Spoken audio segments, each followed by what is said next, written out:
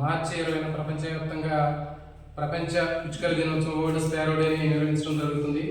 దాన్ని ఉద్దేశించి మా పాఠశాలలో పిచ్చుకల దినోత్సవం సందర్భంగా ఇక్కడ ఒక సెల్ఫీ పాయింట్ ఏర్పాటు చేయడం జరిగింది.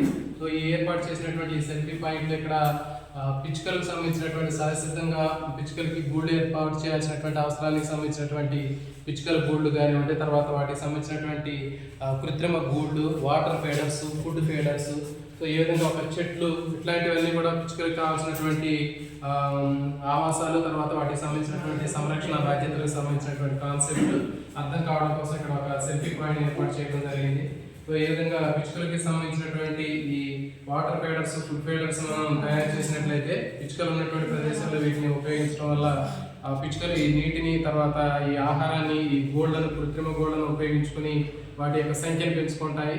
కాబట్టి ఈ భవిష్యత్తులో ఈ పిచ్చుకల సంఖ్య పూర్తిగా తగ్గిపోయి అంతరించిపోయేటటువంటి ప్రమాదం ఉంది. సో కాబట్టి ప్రతి ఒక్కరు కూడా విద్యార్థులు పాఠశాల దశలోనే ఈ పిచ్చుకల సంరక్షణకు సంబంధించినటువంటి బాధ్యతలు, వాటికి సంబంధించినటువంటి సంరక్షణ చర్యల్ని తీసుకోవడంలో విద్యార్థులకి అవగాహన కల్పించడం ద్వారా రాబోయేటటువంటి తరంలో మళ్ళీ ఈ పిచ్చుకల సంఖ్యను మనం పెంచి పిచ్చుకలు అంతరించుకోకుండా మనం సంరక్షించవచ్చు.